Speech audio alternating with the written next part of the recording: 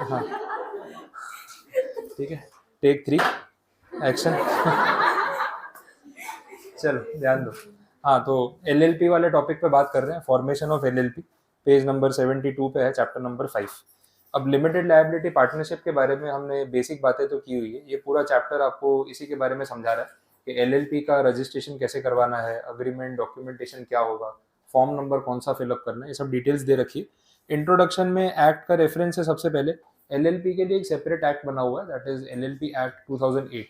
तो यहाँ पे पार्टनरशिप एक्ट या कंपनीज एक्ट डायरेक्टली एप्लीकेबल नहीं है टू एलएलपीज, लेकिन हाँ कहीं कहीं जगह पे जहाँ पे एलएलपीज पे कंपनीज एक्ट अप्लाई करना हो तो सेंट्रल गवर्नमेंट के पास पावर है कि सिलेक्टेड सेक्शंस वो अप्लाई कर सकते हैं। तो मेन एक्ट उसका है, लेकिन बैकअप में कंपनीज एक्ट को अपने यूज कर सकते हैं। ये बहुत पुराना फॉर्मेट नहीं है, एलएलपी 2008 में आया, और इसके साथ साथ एलएलपी रूल्स 2009 जो है वो भी रिलीज किए थे। तो ये दोनों डॉक्यूमेंट्स कहीं ना कहीं इस फॉर्मेट के ऊपर एप्लीकेबल है। फॉर्मेट के बारे में बात करें तो बेसिक आइडिया आपको है, पार्टनरशिप फर्म और कंपनी ये दोनों का एक हाइब्रिड स्ट्रक्चर है, दोनों के बेनिफिट्स को मिला के एक स्ट्रक्चर क्रिएट किया जिसको एलएलपी नाम दिया गया। तो पार्टनरशिप फर्म ही है, लेकिन पार्टनर्स की जो लायबिलिटी है वो लिमिटेड हो जाएगी। और जो वो बॉडी कॉर्पोरेट वाला स्ट्रक्चर होता है ना, सेपरेट एंटिटी, असेट परचेज कर सकते हैं अपने नाम पे, वो सब बेनिफिट्स आपको यहाँ पे मिलते हैं। तो एक तरीके की company but in the form of a partnership, hybrid structure वैसे बोला जाएगा। अब यहाँ पे इन्फॉर्मेशन दे रखी है, देखते हैं नेचर और कैरेक्टरिस्टिक्स में क्या बोला हुआ है। मैंने मेन पॉइंट्स हाईलाइट किए हुए हैं, नेक्स्ट टाइम आप जब पढ़ोगे ना तो वर्ड्स को सिर्फ रीड कर लो तो अपने आप रिकॉल हो जाएगा, टेक्निकल पॉइंट्स बिल्कुल नहीं है। यहाँ पे बोला एलएलपी एक बॉडी कॉर्पोरेट है, सेपरेट एंटिटी है, परपेचुअल सक्सेशन उसका होता है, ये सारे पॉइंट्स पे हम पहले बात कर चुके हैं। गवर्नेंस के लिए कौन सा एक्ट काम आ रहा है वो बता दिया। हर एलएलपी के नाम के साथ साथ लिमिटेड लायबिलिटी पार्टनरशिप या फिर एलएलपी ये वर्ड ऐड करना पड़ेगा, ये मैंडेटरी है। एक एलएलपी अग्रीमेंट बनता है पार्टनर्स के बीच में, जिनसे इनके म्यूचुअल राइट्स, ड्यूटीज, ये सारी चीज़ें डिसाइड होती है। अब एलएलपी अग्रीमेंट की अगर हम बात कर रहे हैं तो पार्टनरशिप फर्म में जो डीड होती है और एलएलपी का जो अग्रीमेंट होता है इसमें थोड़ा बहुत डिफरेंस है। पार्टनरशिप फर्म की डीड में पार्टनरशिप एक्ट उसको गवर्न करता है कि जैसा एक्ट में बोला है वैसा डीड में लिखा होना चाहिए। एलएलपी एक्ट में थोड़ा ज़्यादा आपको फ्लेक्सिबिलिटी प्रोवाइड की है, बोला अग्रीमेंट आप अपने तरीके से बना सकते हैं, जैसे कॉन्ट्रैक्ट एक्ट में अपने एक अग्रीमेंट बनाते हैं तो जो पार्टनर्स हैं वो म्यूचुअल अंडरस्टैंडिंग से टर्म्स एंड कंडीशंस डिसाइड कर सकते हैं और जैसा अग्रीमेंट बनाना हो वैसा कस्टमाइज हो सकता है। तो अगर हम फ्लेक्सिबिलिटी की बात करें तो compare to a partnership deed LLP agreement ज़्यादा फ्लेक्सिबल है, उसके अंदर आपको बहुत सारे ऑप्शन मिल जाते हैं कि जैसी टर्म्स एंड कंडीशन रखनी आप रख सकते हैं। तो ये आइडिया हो गया इसके बारे में। नेक्स्ट, सेपरेट लीगल एंटिटी वाली बात रिपीट हो गई तो वो पॉइंट अपने रिपीट नहीं करेंगे, चलेगा। एलएलपी में पार्टनर्स की लायबिलिटी लिमिटेड है up to the capital invested, लेकिन ये लायबिलिटी अनलिमिटेड बन सकती है अगर ये प्रूव होता है कि आपने एलएलपी डिफ्रॉड करने के इंटेंशन से ही बनाई थी। मतलब बिजनेस करने का तो कोई आइडिया ही नहीं था, पहले से इंटेंशन था कि अपने को एक बार फ्रॉड करना है फिर गायब हो जाना है फिर टेंशन नहीं। तो उस आइडिया से आप एलएलपी बनाओगे और ये चीज़ ट्रेस होती है तो ऑब्वियसली सबकी लायबिलिटी होगी और अनलिमिटेड लायबिलिटी होगी, ये क्राइटेरिया रहेगा। इसके बाद एक टर्म है that is called designated partner, उसमें लिखा हुआ ही है, मैंने हाईलाइट भी कर रखा है। जैसे कंपनी के फॉर्मेट में डायरेक्टर्स होते हैं ना, वैसे एलएलपी के फॉर्मेट में डेजिग्नेटेड पार्टनर्स होते हैं। तो जितने भी पार्टनर्स हैं इन टोटल, उनमें से मैनेजमेंट कौन लीड करेगा उसके लिए कुछ लोगों को सिलेक्ट करना पड़ेगा। तो हर एक एलएलपी में मिनिमम 2 डेजिग्नेटेड पार्टनर्स होने चाहिए, ठीक है, तो ये कंडीशन है। और उनमें से एक डेजिग्नेटेड पार्टनर का इंडिया में रेसिडेंट होना मैंडेटरी है, ये क्राइटेरिया ध्यान रखना। Books of accounts annual basis पे मेंटेन करो आप। सॉल्वेंसी का स्टेटमेंट एक फाइल करना होता है एवरी ईयर रजिस्ट्रार के साथ, ये सब कंप्लायंसेस हैं। सेंट्रल गवर्नमेंट अगर चाहे तो बुक्स ऑफ अकाउंट्स को, बिजनेस को इन्वेस्टिगेट कर सकती है अगर उनको डाउट लगता है कि कोई फ्रॉडुलेंट एक्टिविटी हो रही है, तो ये पावर्स भी रहेंगे। Partnership firms, private companies, unlisted public companies, अगर उनको लगता है कि एलएलपी में कन्वर्जन करना है तो इट इज़ पॉसिबल।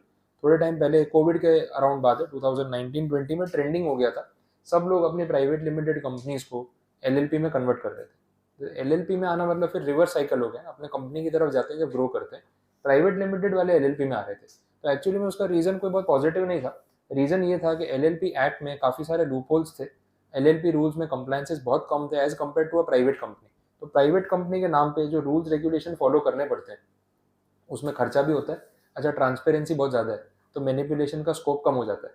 तो फिर चार्टर्ड अकाउंटेंट्स ने आइडिया लगाया कि बोले प्राइवेट कंपनी को अपने एलएलपी में कन्वर्ट कर देते हैं ताकि रूल्स रेगुलेशन से रिलीफ भी मिल जाए और कुछ थोड़ा बहुत मैनिपुलेशन करना और डेटा छुपाना हो ना तो अपने कर सकते हैं।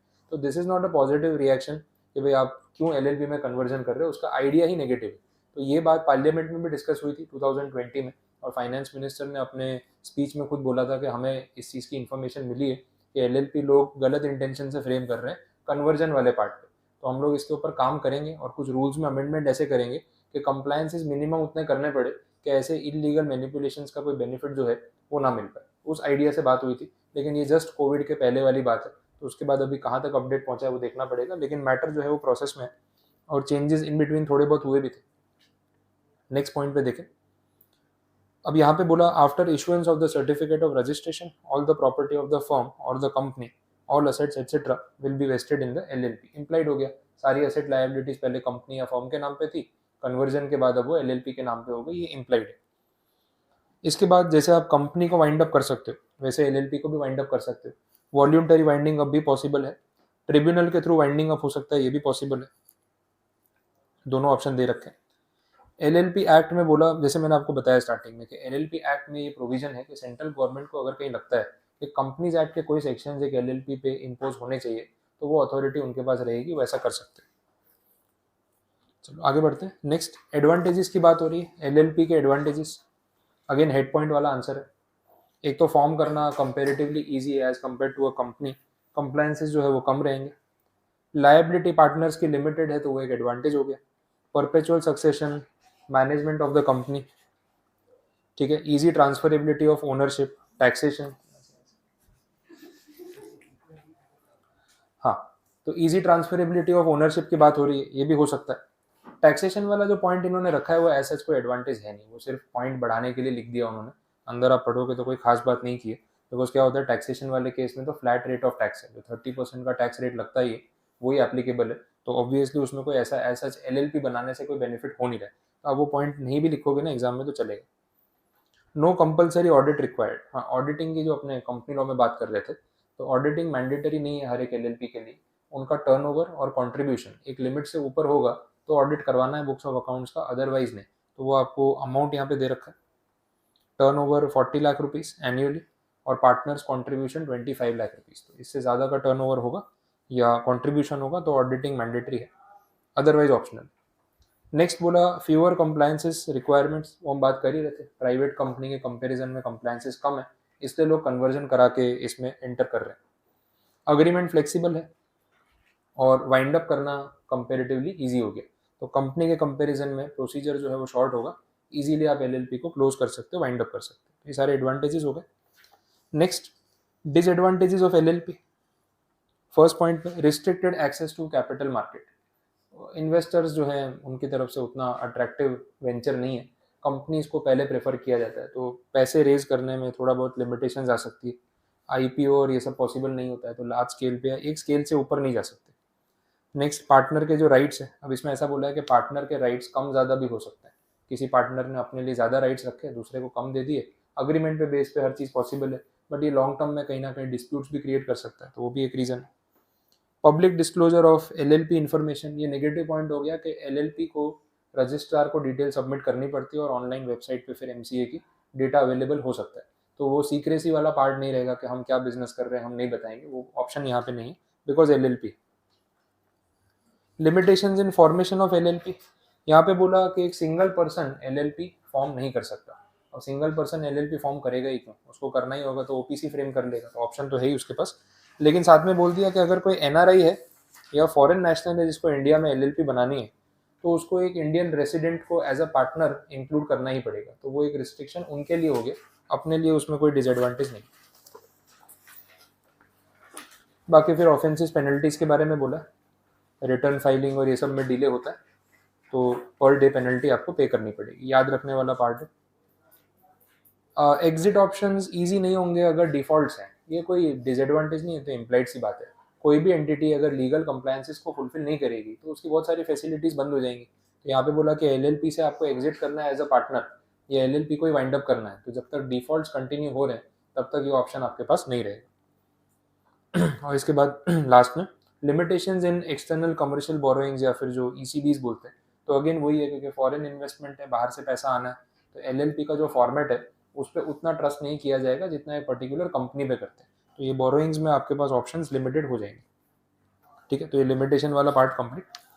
नेक्स्ट पॉइंट देखते हैं, प्रोसीजर की बात कर रहे हैं, एक एलएलपी को इनकॉर्पोरेट करने का प्रोसीजर क्या होगा, हम कंपनीज वाले फॉर्मेट में देख चुके हैं, स्पाइस प्लस वाले फॉर्म की बात नहीं हो रही थी, वैसे ये फॉर्म यहाँ पे एलएलपी के लिए भी है। अब सिमिलर फॉर्मेट है, सिमिलर स्ट्रक्चर है रजिस्ट्रेशन का, एक चीज आप पढ़ोगे तो दूसरा यहाँ पे आपके लिए सिंपल हो जाएगा। देख लो कैसे। सबसे पहले जो फॉर्म का नाम है that is form for incorporation of LLP, short में फिलिप बोलेंगे, जैसे वहाँ पे स्पाइस प्लस बोल रहे थे ना, तो यहाँ पे नाम फिलिप हो जाएगा। तो इसके अंदर आप डिटेल्स फिलअप करके रजिस्ट्रेशन करवा सकते हो एक एलएलपी का। अगेन इंडिविजुअल्स जो यहाँ पे एलएलपी में पार्टनर बनना चाहते हैं, उनके पास अगर डिन नंबर या फिर वो डेजिग्नेटेड पार्टनर्स आइडेंटिफिकेशन नंबर नहीं है, तो आप ये फिलिप वाले फॉर्म में ही अप्लाई कर सकते हो। हमने स्पाइस प्लस में देखा था कि 3 लोग डिन नंबर के लिए उसी फॉर्म में एप्लीकेशन कर सकते हैं, यहाँ पे 2 लोग अप्लाई कर सकते हैं, ऐसा बोला होगा। ठीक है, तो डी पिन या फिर DIN बोला हुआ है, वो फिलिप वाले फॉर्म में ही ऑप्शन आपके पास रहेगा, ये आप कर सकते हो। नेम रिजर्वेशन के लिए एक अलग फॉर्म होता है वैसे, रन एलएलपी करके, लेकिन वो फॉर्म नहीं यूज करना हो तो आपके पास फिलिप वाले फॉर्म में भी अब ऑप्शन आ चुका है कि आप नेम रिजर्वेशन करवा सकते हो, दैट इज एन एडवांटेज। इसके बाद समरी देख लो क्या स्टेप्स है। सबसे पहले तो बोला हर एक डायरेक्टर या डेजिग्नेटेड पार्टनर के पास, या फिर पार्टनर बोल सकते हैं, पार्टनर के पास DSC और डिन नंबर होना चाहिए। DSC मतलब डिजिटल सिग्नेचर सर्टिफिकेट्स, और डिन नंबर आपको पता है डायरेक्टर्स आइडेंटिफिकेशन नंबर, या फिर डेजिग्नेटेड पार्टनर्स आइडेंटिफिकेशन नंबर भी बोल सकते हैं। तो ये दोनों चीज़ें हर एक इंडिविजुअल के पास होनी चाहिए जो भी एलएलपी में मेंबर बन रहा है। इसके साथ साथ नेम रिजर्वेशन की बात की है, वो स्पाइस प्लस में भी हमने देखा था, पहले आप नेम रिजर्व करवा लो एंड उसके बाद बाकी के डॉक्यूमेंट्स आप सबमिट कर सकते हो। नेम रिजर्व करवाने के बाद एलएलपी इनकॉर्पोरेट करने के लिए कुछ पर्टिकुलर डॉक्यूमेंट्स की लिस्ट बोली है, फॉर्म भरने के लिए बोला है। अब यहाँ पे बोल दिया कि जब आप एप्लीकेशन करोगे इनकॉर्पोरेशन के लिए, हो सकता है कि उसमें डॉक्यूमेंट्स में कुछ एरर्स हो, कुछ मिस्टेक्स हो, कोई इन्फॉर्मेशन मिसिंग रह गई हो, तो डिपार्टमेंट आपको 15 डेज का टाइम देगा मिस्टेक्स को करेक्ट करने के लिए।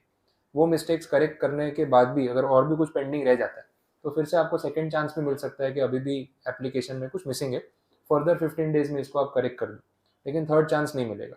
तो 15 + 15 करके टोटल 30 डेज या 2 चांसेस मिल सकते हैं जिसमें डिपार्टमेंट आपको अपडेट करेगा कि जो मिसिंग डेटा है वो आप फिलअप कर दो। उसके बाद भी अगर इन्फॉर्मेशन आप प्रॉपरली फिलअप नहीं करते तो फिर फॉर्म रिजेक्ट हो जाएगा, फिर आपको फ्रेश एप्लीकेशन करना पड़ेगा, उस एप्लीकेशन में और आगे फर्दर टाइम एक्सटेंशन अवेलेबल नहीं।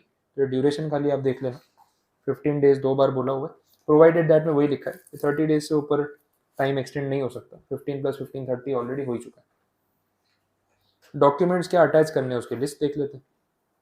पार्टनर्स का कंसेंट, फिर अगर पार्टनर्स में कोई बॉडी कॉर्पोरेट है, एलएलपी में ऐसा आर्टिफिशियल इन्वेस्टर्स भी हो सकते हैं, बॉडी कॉर्पोरेट इन्वेस्ट कर सकती है, तो उनकी बोर्ड रिजोल्यूशन पास की हुई कॉपी, कि जो कंपनी एलएलपी में एज एन इन्वेस्टर आ रही है वो कंपनी में रिजोल्यूशन पास हो चुका है कि वो इन्वेस्ट करने के लिए रेडी है, तो बोर्ड रिजोल्यूशन की कॉपी, उनकी तरफ से नॉमिनी कौन होगा उसका भी डेटा इसके अंदर मेंशन करेंगे। एड्रेस प्रूफ, सब्सक्राइबर शीट, उनका कंसेंट, उनके शेयर्स उन्होंने कितने सब्सक्राइब किए वो, या कैपिटल कितने इंट्रोड्यूस की वो बोल सकते हैं। डिटेल्स ऑफ द एलएलपी और the company in which the partner और the designated partner is a director और अ पार्टनर। हमारी एलएलपी में जो लोग पार्टनर बन रहे हैं वो और कौन कौन सी कंपनीज में करंटली डायरेक्टरशिप होल्ड कर रहे हैं, तो उसकी डिटेल्स भी यहाँ पे आपको प्रोवाइड करनी पड़ेगी। ठीक है, नेक्स्ट, अगर सेक्टोरल रेगुलेटर से आपने कोई अप्रूवल लिया हुआ है तो उसकी कॉपी। अब सेक्टोरल रेगुलेटर क्या होता है, जिस सेक्टर में, जिस इंडस्ट्री में आप बिजनेस कर रहे हो उस इंडस्ट्री में अगर कोई रेगुलेटरी अथॉरिटी है जिसका लाइसेंस या परमिशन नेसेसरी है, तो उससे अगर आपने परमिशन ली है तो उसकी कॉपी भी अटैच करो ताकि वेरीफाई हो जाए कि प्रोसीजर बाकी नहीं है। अब डिपेंड करता है कि इंडस्ट्री कौन सी है, भाई फार्मास्यूटिकल है, डिफेंस है, या फिर इंश्योरेंस है, या फिर बैंकिंग है, तो उसके बेस पे ये क्राइटेरिया हो सकता है। ठीक है, उसके बाद identity and address proof of individuals acting as partner और डेजिग्नेटेड पार्टनर। ठीक है, मेन ऑब्जेक्ट्स ऑफ एलएलपी, अगर नेम प्रपोज जो भी है वो रजिस्टर ट्रेडमार्क की तरह रजिस्टर होने वाला है तो उसका भी एक एनओसी, कि भाई ट्रेडमार्क कहीं से आपने किसी से कॉपी नहीं किया, किसी से मैच नहीं हो रहा, या अगर किसी और से ट्रेडमार्क लिया हुआ है तो उस ओनर से सर्टिफिकेट ले लो कि मुझे ऑब्जेक्शन नहीं है कि मेरा ट्रेडमार्क यूज़ कर रहे हैं, तो जो भी डॉक्यूमेंटेशन है वो करना पड़ेगा। NOC of foreign body corporate for usages of name, अगर फॉरेन एंटिटी का सिमिलर नेम आप यूज़ कर रहे हो और ऐसा कोई ऑब्जेक्शन आने के चांस है तो एक बार अपने एनओसी ले सकते हैं। अब ये नेम रिजर्वेशन और ट्रेडमार्क में ना ये सब चीज़ों का ध्यान रखना पड़ता है। आगे ये पॉइंट आने ही वाला है, नेम रिजर्वेशन वाले केस में आपकी एलएलपी का नाम किसी एग्जिस्टिंग एलएलपी के साथ मैच नहीं होना चाहिए, यूनिक नेम होना चाहिए। कंपनीज में भी ये सेम क्राइटेरिया एप्लीकेबल रहेगा। ठीक है, वो सेम चीज़ बोली हुई है वहाँ पे भी कि आपको नाम का ध्यान रखना है। अगर कोई कंपनी का आप ट्रेडमार्क फॉलो कर रहे हो, किसी कंपनी का ट्रेडमार्क है, आप उसको नेम की तरह रजिस्टर कर रहे हो, तो भी ये रूल्स वहाँ पे एप्लीकेबल होते हैं। जैसे एक एग्जांपल ले लेते हैं, डोमिनोज का ब्रांड तो आपको सबको पता है। अब डोमिनोज जो है वो उनका ट्रेड नेम है या बिजनेस नेम है। एक्चुअली कंपनी का नाम जुबिलियंट फूड्स है, जो इंडिया में डोमिनोज के फ्रेंचाइज रन कर रही है। तो इंडिया में कुछ अराउंड 1700 या ऐसी कुछ फ्रेंचाइज है अभी उनकी, और सारी फ्रेंचाइज जुबिलियंट फूड्स की है और स्टॉक एक्सचेंज पे लिस्टेड कंपनी है। तो जुबिलियंट फूड्स कंपनी का नाम है, उनका ब्रांड नेम क्या है, डोमिनोज। आप वो ब्रांड को डोमिनोज के नाम से जानते हो, जुबिलियंट फूड्स के नाम से नहीं। वो एडवर्टाइजमेंट में मेंशन करते हैं, बिल पे मेंशन करते हैं, लेकिन लोग उस नाम से उसको ज़्यादा पहचानते नहीं। अब अगर मैं इंडिया में कोई पिज्ज़ा चेन ओपन कर रहा हूँ और मैंने कंपनी रजिस्टर करवा दी डोमिनोज इंडिया लिमिटेड के नाम से, तो चलेगा ये? मैं बोल रहा हूँ नहीं, उनकी कंपनी का नाम तो जुबिलियंट फूड्स है ना, मैंने का नाम कॉपी किया। अरे भाई, ट्रेडमार्क तो कॉपी किया ना आपने डोमिनोज, तो उससे तो लोगों को ये लगेगा कि वो सेम ब्रांड है। तो अगर आप ऐसा कर रहे हो तो उसमें भी ऑब्जेक्शन आ सकता है, ये चीज़ अलाउड नहीं है। ट्रेडमार्क कॉपी करोगे तो भी या तो परमिशन लेनी पड़ेगी या रॉयल्टी देनी पड़ेगी, या फिर उनकी तरफ से ऑब्जेक्शन आ सकता है। तो नेम रिजर्वेशन के टाइम पे ये सारी चीज़ें हमें ध्यान रखनी होती है। कितनी बार ये भी होता है, रिजेंबलिंग नेम होता है, सुनने में एक जैसे लगते हैं, तो उसमें भी जो ओरिजिनल कंपनी है वो ऑब्जेक्शन रेज कर सकती है। मैंने कितनी बार देखा है, वॉचेस के जो ब्रांड्स होते हैं ना, उसमें आप देखना कोई लोकल शॉप हो ना, जो लोकल ब्रांड या इंडियन ब्रांड की वॉचेस सेल कर रहे हैं, तो उसमें आपको ऐसे राइमिंग वर्ड्स बहुत सारे मिल जाएंगे। अब टाइटन का ब्रांड है फास्ट ट्रैक, वो तो पॉपुलर है, सबने सुना ही होगा। अब फास्ट ट्रैक के जैसा एक सिमिलर ब्रांड मैंने देखा था एक लोकल शॉप में, उसका नाम था फर्स्ट रैंक। इंटेंशनली रखा है, फास्ट ट्रैक जैसा लग रहा है ना सुनने में, कितने लोगों को स्पेलिंग और वो सब इतना आइडिया नहीं होता है, रफली कभी नाम सुना होता है, तो सिमिलर लगता है ना, तो पहले वही ब्रांड देखते हैं कि हाँ ये नाम सुना हुआ है। आपको आइडिया भी आ गया होगा कि ओरिजिनल नहीं है, उसके जैसा ब्रांड है, बट फिर भी ना आप उससे रिलेट कर लेते हो कि नहीं फास्ट ट्रैक जैसा नाम है, तो शायद क्वालिटी भी थोड़ा बहुत 19-20 होगी, सिमिलर होगी, तो आप पहले वही ब्रांड प्रेफर करोगे। अब ये जो नेम एक्चुअली रखा ना, वो क्लियर है कि रिजेंबलिंग नेम जानबूझ के यूज किया ताकि उसकी गुडविल का बेनिफिट मिल जाए। अब टाइटन जैसी बड़ी कंपनी एक लोकल मैन्युफैक्चरर पे कहाँ लीगल एक्शन लेती फिरेगी, तो बहुत बार वो लोग कुछ बोलते नहीं है, बट अगर एक्शन लेना चाहे तो नेम पे ऑब्जेक्शन रेज कर सकते हैं। तो ऐसे राइमिंग वर्ड्स नहीं चलेंगे। फिर कुछ अनडिजायरेबल नेम्स भी होते हैं, बोले ये वर्ड्स तो स्पेसिफिक नहीं चलेंगे। जैसे फॉर एग्जाम्पल एक एक्ट है, उसमें बोला हुआ है ब्रिटिश इंडिया, ये वर्ड यूज़ नहीं कर सकते कंपनी के नाम में, एलएलपी के नाम में, कहीं पे भी किसी भी एंटिटी के नाम में, बिकॉज ये रिस्की है ना, अपनी हिस्ट्री को ध्यान में रखते हुए। अब ब्रिटिश इंडिया रखोगे कंपनी का नाम, उनको पता चल गया तो वापस आ जाएंगे, बोला खुद ही अग्री कर रहे हो ब्रिटिश इंडिया है, तो फिर आ जाते हैं वापस, तो वो अलाउ नहीं किया जाएगा। तो ऐसे वर्ड्स को उन्होंने स्पेसिफिक डिनाई किया हुआ है, रिस्ट्रिक्शन रहेगा। इवन आपकी कंपनी का नाम आपने ऐसा रखा जिसका एब्रीवेशन या शॉर्ट फॉर्म जो है कोई पॉपुलर ब्रांड से मैच करता हो, कंपनी का नाम आपने जो भी रखा हो उसका शॉर्ट फॉर्म कर रहे हैं, तो एसबीआई बन रहा है। एसबीआई तो ऑलरेडी एग्जिस्टिंग कंपनी है, वैसे ही नाम सुन के कोई नहीं आएगा, बोले लंच टाइम होगा बाद में जाएंगे, तो रिस्क वाला काम है, तो एसबीआई से वैसे भी नाम रखना नहीं चाहिए। अब दूसरा कुछ रख लिया आपने, शॉर्ट फॉर्म में हो रहा है सीबीआई, तो डर के मारे लोग नहीं आएंगे, ठीक है, आरबीआई रख दिया तो वो कंफ्यूजिंग हो जाएगा ना कि गवर्नमेंट एजेंसी है क्या है। तो ऐसे एब्रीवेशन और ऐसे नाम रखोगे तो उसमें ऑब्जेक्शन डेफिनेटली आ सकता है। इवन इंश्योरेंस, बैंकिंग, ये सब जो टर्म्स नहीं यूज करते, तो अगर आपके पास इंश्योरेंस कंपनी का लाइसेंस है तो आपकी कंपनी के नाम में आप इंश्योरेंस वर्ड यूज कर सकते हो, अदरवाइज अलाउड नहीं है। तो लाइसेंस के बेसिस पे ये टर्म्स अपने कोट कर सकते हैं। नेक्स्ट पॉइंट देखते हैं, एलएलपी अग्रीमेंट की बात हो रही जो स्टार्टिंग में हमने देखा। अब यहाँ पे इंटरेस्टिंग बात ये है कि एलएलपी इनकॉर्पोरेट करने के बाद अगर आप अग्रीमेंट सबमिट करोगे तो चलेगा, पहले सबमिट करने की जरूरत नहीं। और डेडलाइन दे रखी है यहाँ पे 30 डेज, ठीक है, 30 days from the incorporation of LLP. तो उल्टा प्रोसीजर है, पहले इनकॉर्पोरेशन करा लो, उसके बाद अग्रीमेंट बना के प्रॉपरली सबमिट कर देना, चलेगा। अग्रीमेंट स्टैम्प पेपर पे बनेगा, जितना कंट्रीब्यूशन है कैपिटल का मेंबर्स की तरफ से या पार्टनर्स की तरफ से, उसके हिसाब से स्टैम्प ड्यूटी जो है वो डिसाइड होगी और स्टैम्प पेपर अटैच करना पड़ेगा। ड्राफ्टिंग में वही बोला, सारा टर्म्स एंड कंडीशंस जो भी है वो आप पहले ही मेंशन कर दो ताकि बाद में कंफ्यूजन ना हो।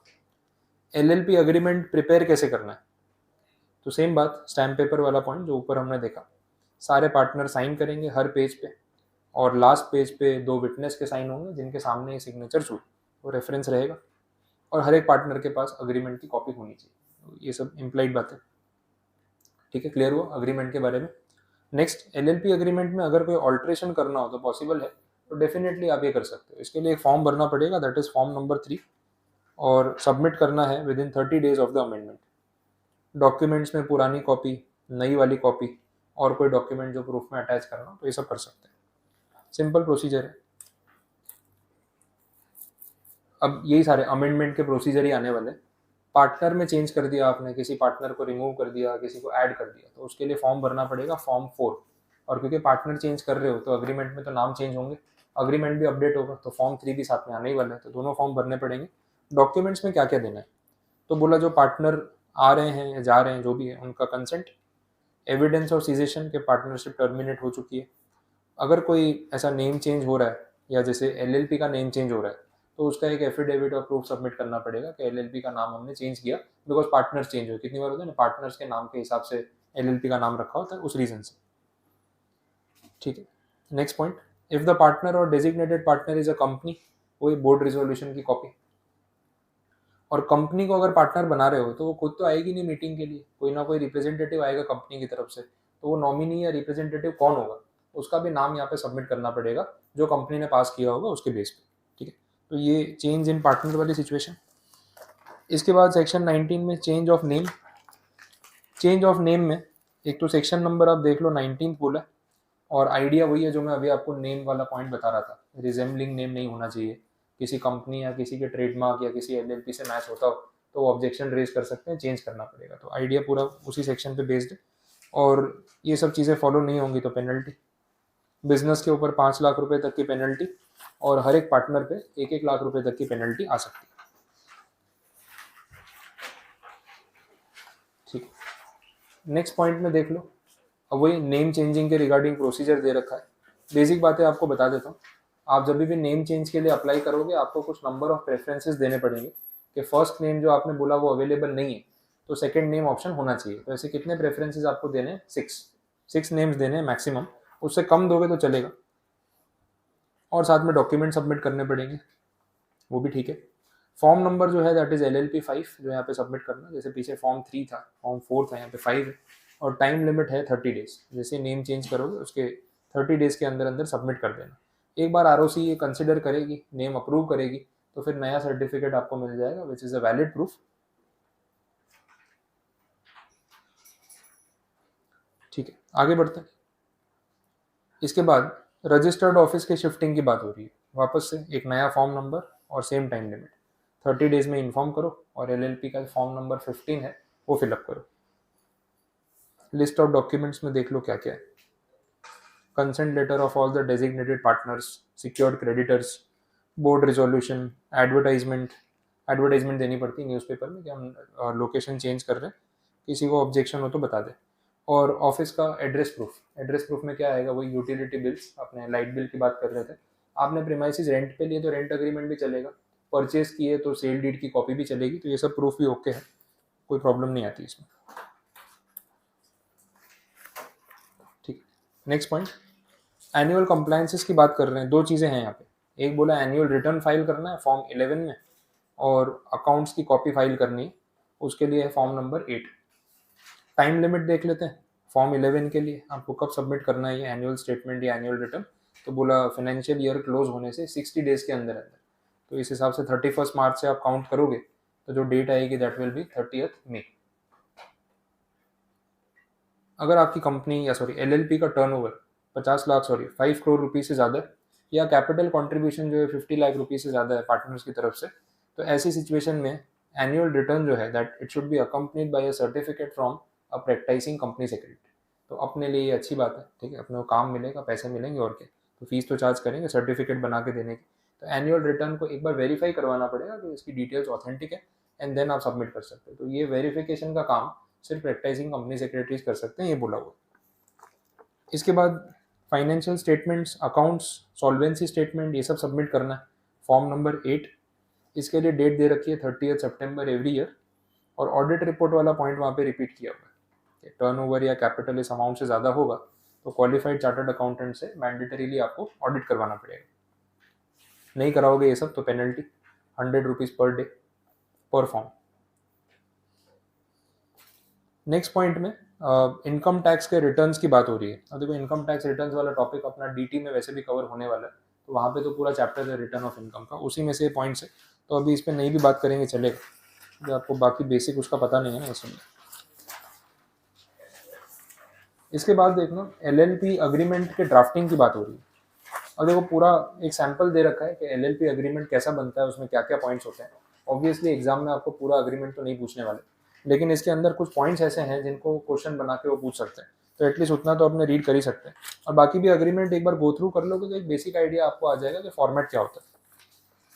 देखना पेज नंबर 82 पे राइट्स ऑफ अ पार्टनर करके एक टॉपिक दे रखा है, वो एग्जाम्पल्स ही हैं लेकिन वो पॉइंट्स शॉर्ट नोट के फॉर्म में आ सकते हैं।